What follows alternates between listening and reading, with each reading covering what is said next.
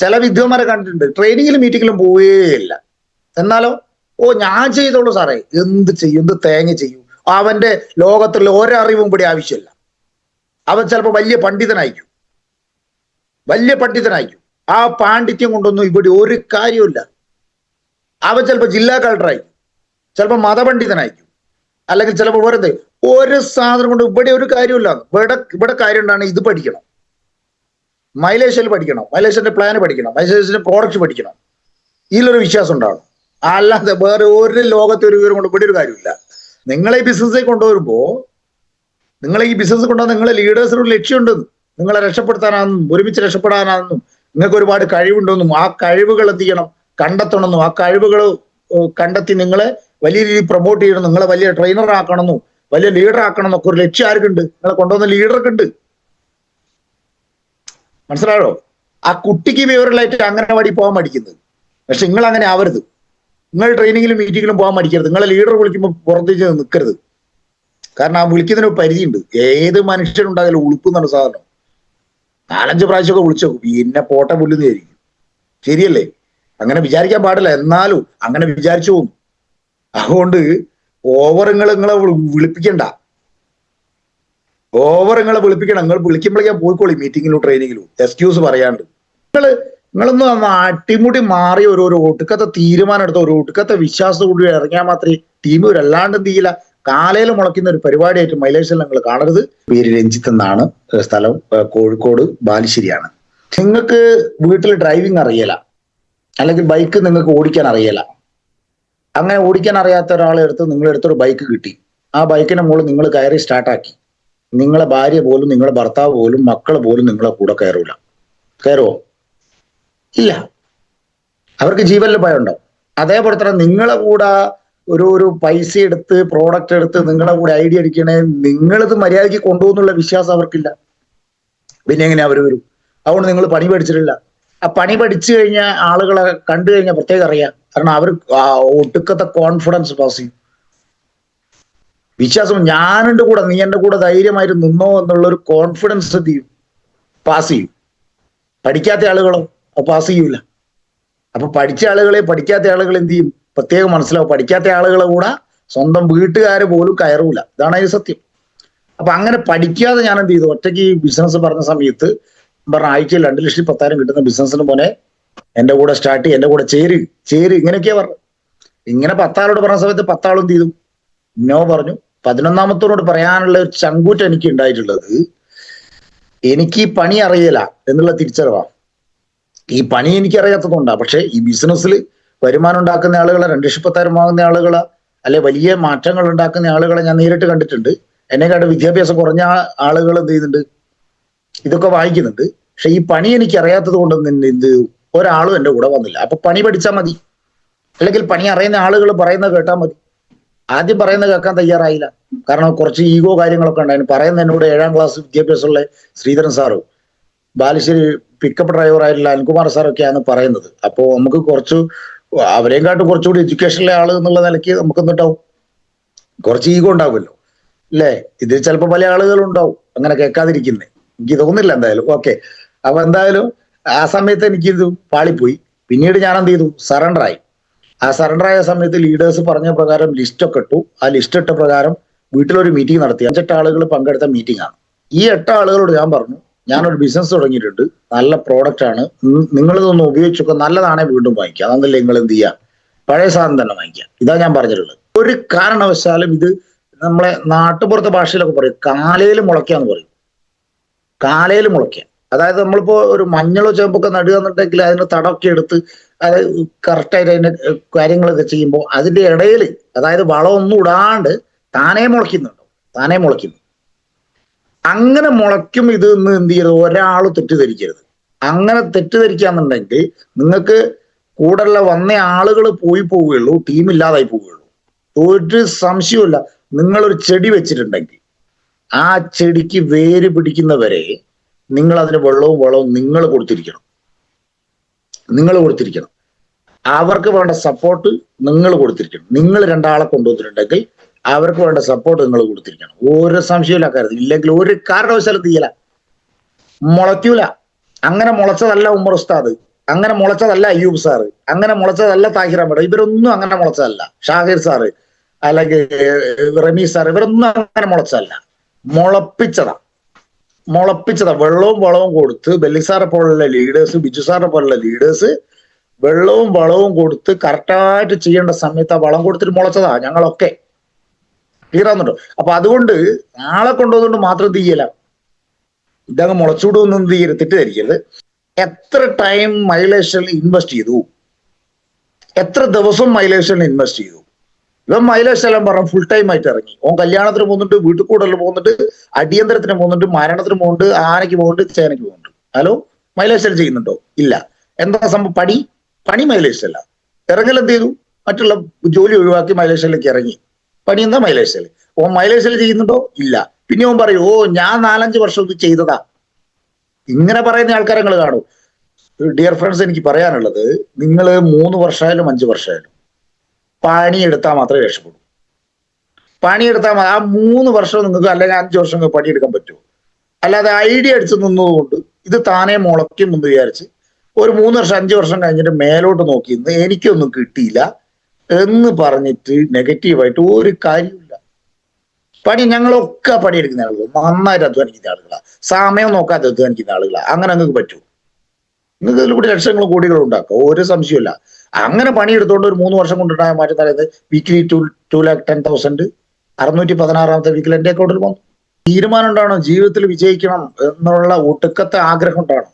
പിന്നെ ഒരു 5 വർഷം വരെ ഒരു ക്ഷമിക്കാനുള്ള, പ്രവർത്തിക്കാനുള്ള കഴിവുണ്ടാണ്. കാരണം ഏത് ബിസിനസിന്റെ ഒരു ബ്രേക്ക് പോയിന്റ് എന്ന് പറയുന്നത് 5 വർഷം. ഇത് രണ്ടാളെ നോക്കി കിട്ടിയില്ല, ഞാൻ നിർത്തുക മൈലേഷ്, എനിക്ക് ആളെ കിട്ടലെന്ന് പറഞ്ഞ പോകുന്ന പരിപാടിയല്ല. കച്ചവടം, അത് പക്ക കച്ചവട. ആ കച്ചവടത്തിൽ നിങ്ങൾ ഒരു 50 ലക്ഷം മുടക്കിയിട്ട ഗൗരവം കൊടുക്കണം. സംഭവങ്ങൾ 5,000 രൂപേന്റെ പ്രോഡക്റ്റോ 15,000 രൂപേന്റെ 50,000 രൂപേന്റെ പ്രോഡക്റ്റ് എടുത്തിട്ടുണ്ടാവും. പക്ഷെ ഒരു 50 ലക്ഷം മുടക്കിയ ഗൗരവം, സീരിയസ്നെസ് നിങ്ങൾക്ക് കൊടുക്കാൻ പറ്റൂ. അങ്ങനെ കൊടുക്കാൻ പറ്റുമെങ്കിൽ മാത്രമേ നിങ്ങൾ അതിൽ വിജയിക്കൂ. നമ്മളെ ബന്ധുവിന്റെയോ സുഹൃത്തിന്റെയോ ബ്രാൻഡ് മാറ്റൂ. അവരെ പേസ്റ്റും അവരെ സൂപ്പും അവരെ ഹെയർ ഓയിലും അവരെ ഷാമ്പും അവരെ ടോയ്ലറ്റ് ക്ലീനറും അവരെ ഫ്ലോർ ക്ലീനറും ഇതൊക്കെ ഒന്ന് മാറ്റും. എന്നിട്ട് ഈ പ്ലാന്, അതായത് ഇപ്പൊ ബ്രാൻഡ് മാറ്റുന്നതോടുകൂടി അവർക്ക് എന്ത് ചെയ്യും? വില കുറച്ച സാധനം കിട്ടുമല്ലോ. പിന്നെ ഉപയോഗിച്ച സാധനം എന്നുള്ള ആൾക്ക് നിങ്ങൾക്ക് വളരെ വ്യക്തമായിട്ട് അറിയാം, നല്ല ക്വാളിറ്റി ഉൽപ്പന്നമാണ്.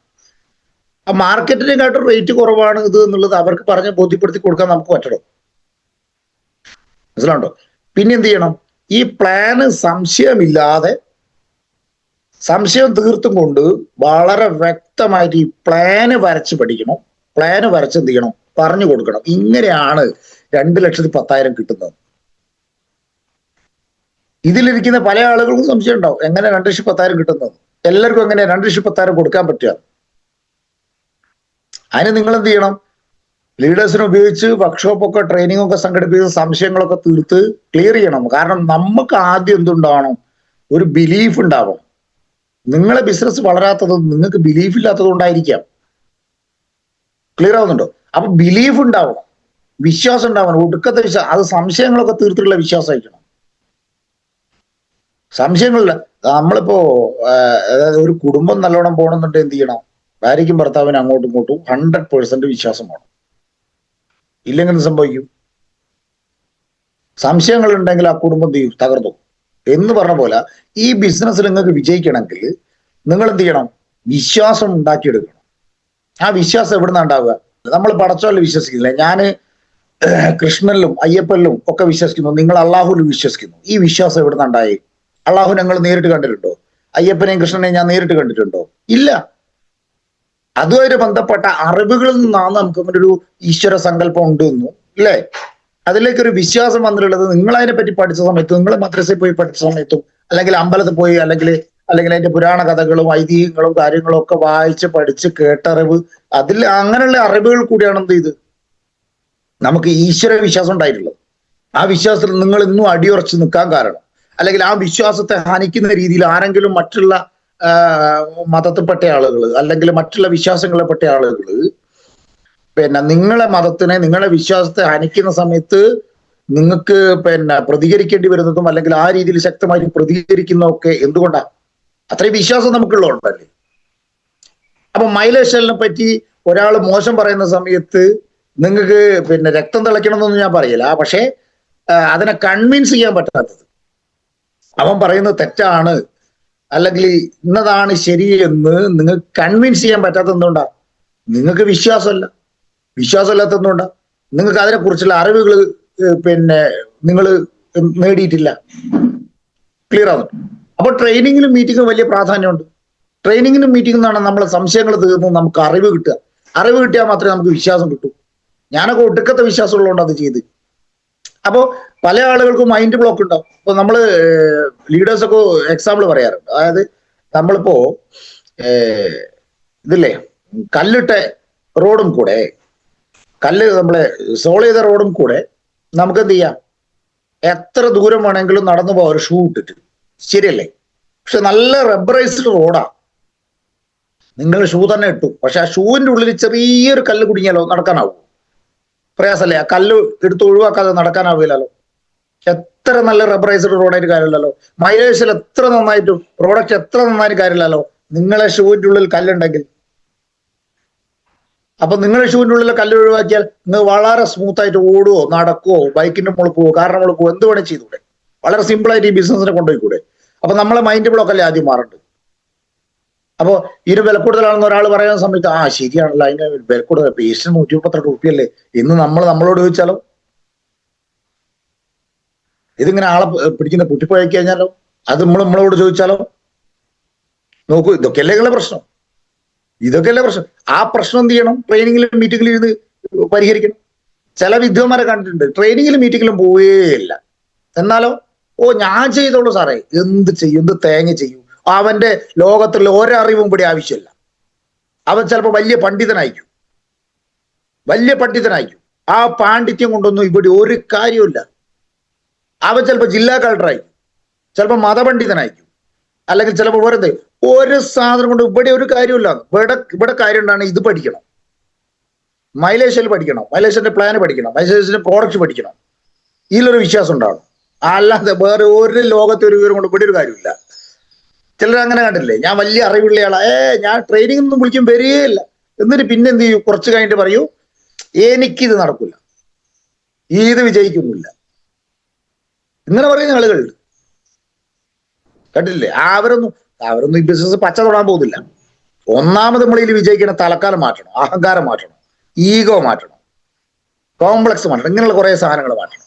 നല്ല മൈലേജ് ചെയ്യാന്ന് പറഞ്ഞാൽ, മൈലേജ് ലീഡർ പറഞ്ഞാൽ അതൊരു നല്ല മനുഷ്യനായിരിക്കും. നിങ്ങൾ കണ്ടില്ലേ, കമ്പനി റാങ്ക് കൊടുക്കുന്നു അങ്ങനെ തന്നെയാ. ഡയമണ്ട് എന്നൊക്കെ പറയുമ്പോൾ അത് ഡയമണ്ട് തന്നെയായിരിക്കും. ഒരഹങ്കാരമില്ലാതെ നിങ്ങൾ അനീഷ് സാറെ കണ്ടില്ലേ, എത്ര വിനയത്തോടു കൂടി സംസാരിക്കുക. നിങ്ങൾ എന്ത് ദേഷ്യപ്പെട്ട് പറഞ്ഞാലും സാറ് ചിരിച്ചും കൊണ്ടേ സംസാരിക്കും. അതാ റാങ്കിന്റെ പ്രത്യേകത ഉണ്ട്. അപ്പൊ നമ്മളൊരു ബിസിനസ്സുകാരനാണെങ്കിൽ നമ്മളെ സ്വഭാവത്തിൽ എന്ത് ചെയ്യണം? കുറെ മാറ്റങ്ങൾ വരുത്തണം, ഈഗോ മാറ്റി വെക്കണം. ക്ലിയർ ആവണം. ഈ ബിസിനസ് പറ്റി ഒരു ബിലീഫ് ഉണ്ടാവണം, പ്രോഡക്റ്റിനെ പറ്റി, പ്ലാനിനെ പറ്റി ഒക്കെ ഒരു വിശ്വാസം ഉണ്ടാവണം. അപ്പൊ അങ്ങനെ ഉണ്ടാക്കിയെടുക്കുന്ന സമയത്താണ് എന്ത് ചെയ്യുക? ഈ ബിസിനസ്സിൽ എന്ത് ചെയ്യുക? നമുക്ക് ആളുകൾ ചോദിക്കുന്ന സമയത്ത് നമുക്ക് തന്നെ സംശയമാണെങ്കിലോ നമുക്ക് ഇതിൽ വിജയിക്കാൻ പറ്റില്ല. അപ്പൊ കോൺഫിഡൻസ് ആണ് എന്ത് ബിസിനസ്. നിങ്ങളെ പ്രോഡക്റ്റ് ഒക്കെ വിൽക്കുന്നതിന്റെ കൂടെ എന്ത് ചെയ്യണം? കോൺഫിഡൻസ് അല്ലേ, അത് വിൽക്കാൻ പറ്റണം. ഞാനുണ്ടെങ്കിൽ ധൈര്യമായിട്ട് എൻ്റെ കൂടെ എന്ത് ചെയ്യണം? നെഞ്ഞത്തടിച്ച് പറയാൻ പറ്റണം നിങ്ങൾക്ക്. അങ്ങനെ വിശ്വാസം ഉണ്ടാവുന്നവരെ എന്ത് ചെയ്യണം? നിങ്ങൾ ട്രെയിനിങ് അത് ആ വിശ്വാസം ഉണ്ടായിട്ട് നിങ്ങൾ ട്രെയിനിങ് അറ്റൻഡ് ചെയ്തില്ലെങ്കിൽ വലിയ കുഴപ്പമൊന്നുമില്ല. അതുവരെ അത് വെറുതെ പറഞ്ഞാൽ പോരാ, അത് ചങ്ക് തട്ടിയിട്ട് എന്ത് ചെയ്യണം? ഉള്ളു തട്ടിയിട്ട് പറയുന്നതായിരിക്കണം. ഞാനെൻ്റെ കൂടെ ഈ ധൈര്യമായിരുന്നുള്ള കോൺഫിഡൻസ്, ആരെന്ത് സംശയം ചോദിച്ചാലും തിരിച്ച് മറുപടി പറഞ്ഞു കൊടുക്കാൻ പറ്റുന്ന ഒരു കോൺഫിഡൻസ് നിങ്ങൾക്ക് ഉണ്ടെങ്കിൽ അതുവരെ നിങ്ങൾ എന്ത് ചെയ്യണം? ട്രെയിനിങ് അറ്റൻഡ് ചെയ്യണം. അതിനുശേഷം നിങ്ങൾ അറ്റൻഡ് ചെയ്യണമെന്നൊന്നുമില്ല. ക്ലിയർ ആയോ? എനിക്കിപ്പോഴും എന്തില്ല 100% ആയി എന്ന് പറയില്ല. അതുകൊണ്ട് ഞാൻ എന്ത് ചെയ്യും? എല്ലാ ട്രെയിനിങ്ങും മീറ്റിങ്ങും ഒറ്റയൊന്നും കൂടാണ്ട് അറ്റൻഡ് ചെയ്യും. അപ്പൊ വേറെ പാണ്ഡിത്യം കൊണ്ടൊന്നും ഇതിൽ കാര്യമില്ല. ആ ട്രെയിനിങ് തന്നെയാണ് നിങ്ങൾ എന്ത് ചെയ്യുന്നത്? ഇതിൽ വിജയിപ്പിക്കും. നിങ്ങളുടെ കൂടെ ഇന്നൊരാളും വേണ്ട, ഒരൊറ്റ ടീമും വേണ്ട. നിങ്ങൾ തുടർച്ചയായിട്ട് കുറച്ച് ട്രെയിനിങ് മീറ്റിംഗ് അറ്റൻഡ് ചെയ്യും. നിങ്ങളുടെ കൂടെ ടീമുണ്ടാവും. അതിന്റെ പണി നിങ്ങളെടുക്കും, വിശ്വാസം വരും, പണി നിങ്ങളെടുക്കും. നിങ്ങൾ ഇന്നലെ വരെ സംസാരിച്ചതുപോലെ അല്ല നാളെ തൊട്ട് സംസാരിക്കുക. അതിൽ മാറ്റമുണ്ടോ? അപ്പൊ അതുകൊണ്ട് ഇപ്പൊ ഞാന് ഇതിനു മുമ്പേ മീറ്റിങ്ങിന് വന്ന സമയത്ത് ഞാൻ കൂടുതലും പറഞ്ഞ വിശ്വാസത്തെ കുറിച്ച്. ആ വിശ്വാസം എന്ന് പറഞ്ഞാൽ ഒടുക്കത്തെ വിശ്വാസമായിരിക്കണം, ഒടുക്കത്തെ വിശ്വാസം. നിങ്ങൾ വിശ്വസിക്കുന്ന ഈശ്വരൻ നിങ്ങളെ മുമ്പിൽ പ്രത്യക്ഷപ്പെട്ടു. ഓക്കെ, അള്ളാഹു അല്ലെങ്കിൽ കൃഷ്ണൻ അല്ലെങ്കിൽ ക്രിസ്തു ആരോ ആട്ടെ, നിങ്ങളോട് പറഞ്ഞു ഹുസൈന്റെ എല്ലാ പ്രശ്നങ്ങളും എനിക്കറിയാം, ഹുസൈന്റെ കടബാധ്യതകൾ എനിക്കറിയാം, ഹുസൈൻ കുറെ ആയാലും എന്നെ പ്രാർത്ഥിക്കുന്നു, അതുകൊണ്ട് ഹുസൈന്റെ കടബാധ്യത തീർക്കാൻ ഞാൻ വിചാരിച്ചിട്ടുണ്ട്.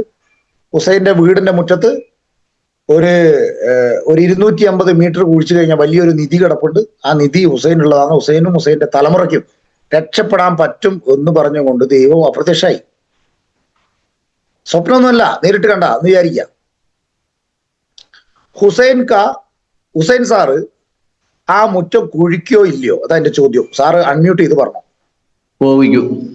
രാത്രിനെ പകലാക്കി കൊണ്ട് കുഴിക്കൂലേ? തീർച്ചയായും. ആ സമയത്ത് കല്യാണം ഉണ്ടാവും, വീട്ടിൽ കൂടൽ ഉണ്ടാവും, മരണം ഉണ്ടാവും, അടിയന്തരം ഉണ്ടാവും, ഇതൊക്കെ ഉണ്ടാവും. ഇതെല്ലാം മാറ്റി വെച്ച് കുഴിക്കൂലേ? വീടിന്റെ ലോൺ അടയ്ക്കാനുണ്ടാവും, മക്കളെ വിദ്യാഭ്യാസത്തിന് പൈസ അടയ്ക്കാനുണ്ടാവും, വേറെ എന്തെങ്കിലും കാര്യങ്ങൾ ഉണ്ടാവും, ഇതൊക്കെ മാറ്റി വെച്ചു സാറ് കുഴിക്കൂലേ? അതാണ് വിശ്വാസം. അങ്ങനെ ഒരു വിശ്വാസം ഉണ്ടെങ്കിൽ നിങ്ങൾ ഇവിടെ കുഴിക്കുന്ന പറഞ്ഞത്. ഒരു 3 കൊല്ലം 5 കൊല്ലം കഴിഞ്ഞാൽ ഞാൻ രക്ഷപ്പെടും, അല്ലെങ്കിൽ എനിക്ക് ഇന്നെന്ന ടീം ഉണ്ടാക്കാനാവും, അല്ലെങ്കിൽ എനിക്ക് ഈ രീതിയിൽ വരുമാനം ഉണ്ടാവും, എനിക്ക് 2 ലക്ഷം വാങ്ങാനാവും എന്ന് നിങ്ങൾക്ക് വിശ്വാസം ഉണ്ടെങ്കിൽ നിങ്ങൾ കുഴിക്കി. അല്ലാണ്ട് ഒരു എന്താ പറയാ, വിശ്വാസം ഉണ്ടോന്ന് വെച്ചാൽ ഉണ്ട്, ഇല്ലേന്ന് വെച്ചാൽ ഇല്ല. ആ പണിക്ക് നിൽക്കരുത്. ഒരു മോട്ടിവേഷനും ഇല്ല. പണിയെടുക്കണം, ഇവിടെ പണിയെടുക്കണം, ട്രെയിനിങ് അറ്റൻഡ് ചെയ്യണം. ഇല്ലാത്ത ഒരു കുട്ടിയും ഇതിൽ രക്ഷപ്പെട്ട ചരിത്രമല്ല. ക്ലിയർ ആവുന്നുണ്ടോ? അപ്പൊ ആ രീതിയിൽ ഒരു ഒടുക്കത്തെ വിശ്വാസം ഉണ്ടാക്കിയെടുക്കണം. ഒടുക്കത്തെ, അത് വെറുതെ ഉണ്ടാക്കിയാൽ പോരാ. നിങ്ങൾക്ക് വിശ്വാസം വിശ്വാസം അതല്ല, നിങ്ങൾ അറിവിൽ നിന്ന് വിശ്വാസം ഉണ്ടാവും. ഇപ്പൊ ഒരാളും കൂടെ ചോദിക്കും നിങ്ങളെ പ്രോഡക്റ്റിനൊക്കെ വില കൂടുതലല്ലേ? അല്ല എന്ന് പറഞ്ഞു കൊടുക്കാൻ, തർക്കിക്കാനല്ല, അതല്ല എന്ന് പ്രൂവ് ചെയ്ത് പറഞ്ഞു കൊടുക്കാൻ പറ്റണം.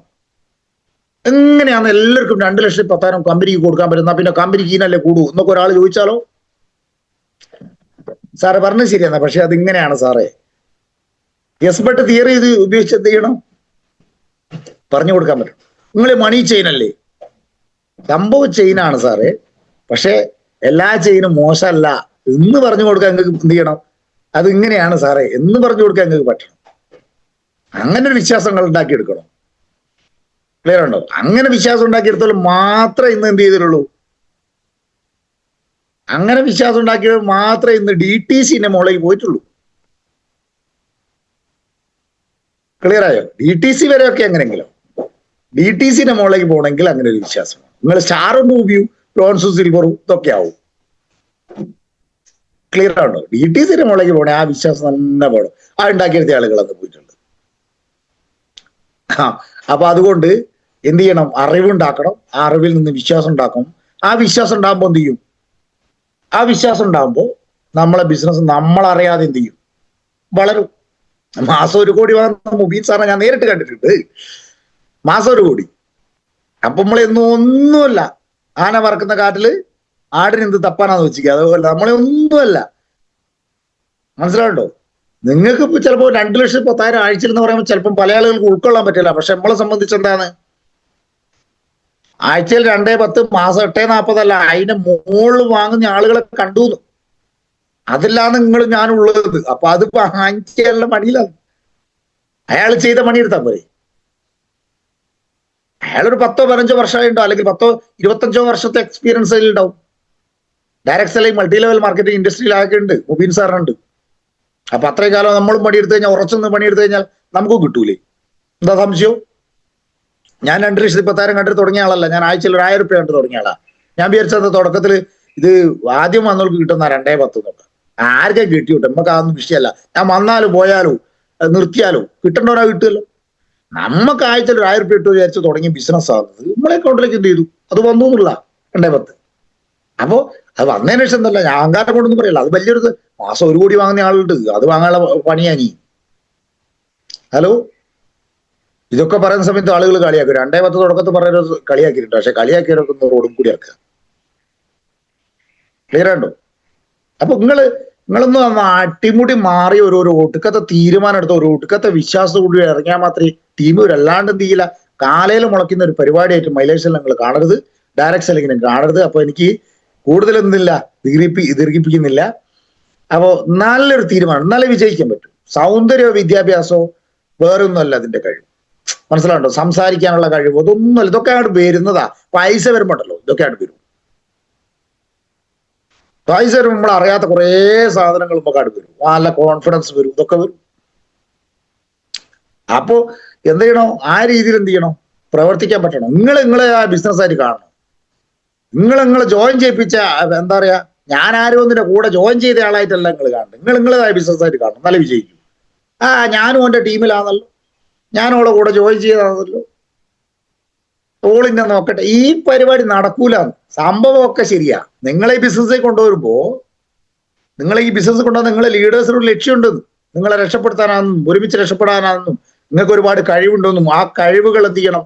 കണ്ടെത്തണമെന്നും ആ കഴിവുകൾ കണ്ടെത്തി നിങ്ങളെ വലിയ രീതിയിൽ പ്രൊമോട്ട് ചെയ്യണം, നിങ്ങളെ വലിയ ട്രെയിനർ ആക്കണമെന്നും വലിയ ലീഡർ ആക്കണം എന്നൊക്കെ ഒരു ലക്ഷ്യം ആർക്കുണ്ട്? നിങ്ങളെ കൊണ്ടുവന്ന ലീഡർക്ക് ഉണ്ട്.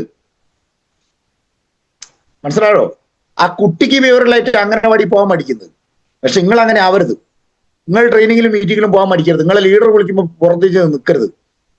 കാരണം ആ വിളിക്കുന്നതിന് ഒരു പരിധിയുണ്ട്. ഏത് മനുഷ്യനുണ്ടായാലും ഉളുപ്പ് എന്നാണ് സാധനം. 4-5 പ്രാവശ്യമൊക്കെ വിളിച്ചു പിന്നെ പോട്ടെ പുല്ലുന്നതായിരിക്കും. ശരിയല്ലേ? അങ്ങനെ വിചാരിക്കാൻ പാടില്ല. എന്നാലും അങ്ങനെ വിചാരിച്ചു പോകും. അതുകൊണ്ട് നിങ്ങളെ വിളിപ്പിക്കണ്ട.